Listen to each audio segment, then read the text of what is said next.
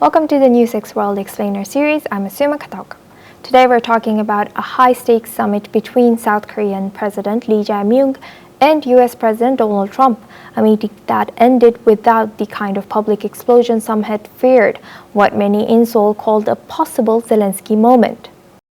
Here's the backdrop. Just hours before the two leaders met at the White House, Trump posted on social media claiming South Korea was facing a purge or revolution that raised alarm bells in Seoul, with Lee's team worried he might face an ambush like Ukraine's President Zelensky did earlier this year. Also, some critics warned that President Trump might be put off for the fact that President Lee visited Japan first and then United States, and not the vice versa. We are thankful. I said thanks you haven't in been this allowed. cabinet. You haven't been allowed. In this cabinet. We gave you, through I this said stupid president, $350 billion.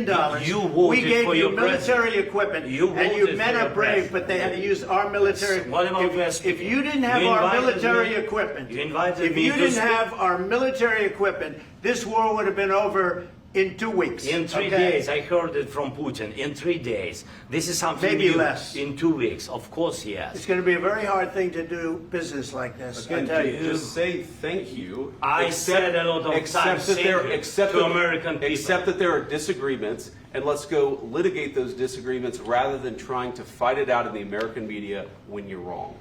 We know that you're wrong. But you see, I think it's good for the American people to see what's going on. I understand.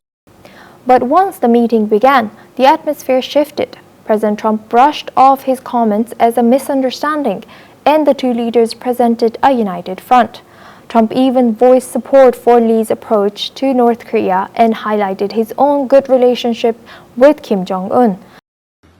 지금 최선을 다하고 있습니다. 최선을 다하고 있고 또 쌍방의 모두에게 도움이 되는 그야말로 호혜적인 그런 결과를 만들어내야 하는데 아직까지도 쌍방이 정확하게 뭘 원하는지가 명확하게 정리되지는 못한 상태입니다.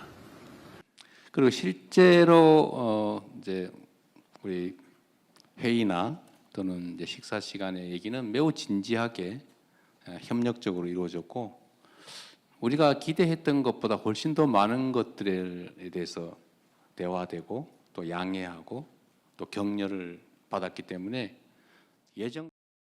The summit still left big questions unresolved, including how much Seoul will pay for the 28,500 US troops stationed in South Korea to be particular, and details of a tariff deal that is not yet in writing.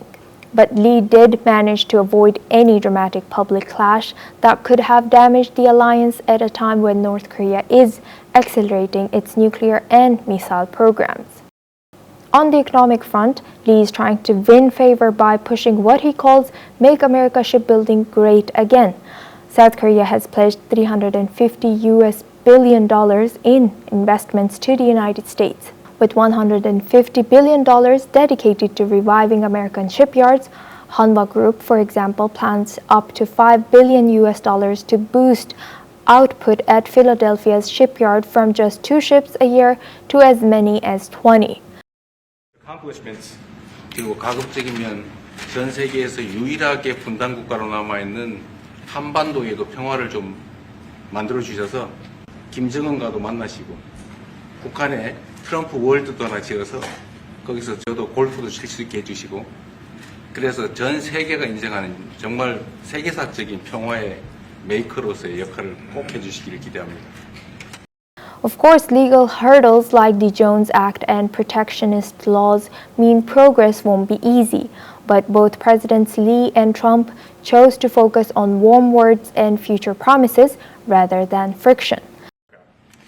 미국을 다시 위대하게 만드는 것이 우리 대통령님의 꿈인데 미국이 다시 위대하게 변하고 있는 것 같고 그게 다우존스 지수에서도 그게 나타나는 것 같습니다.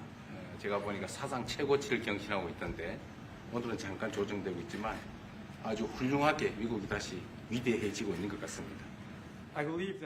At the end, President Lee avoided an Oval Office confrontation, kept the alliance on track, and now bets big on shipbuilding investments to smooth over tougher trade and defense negotiations. Still to come. Thank you for watching. Stay tuned with NewsX World for fact-based coverage and analysis.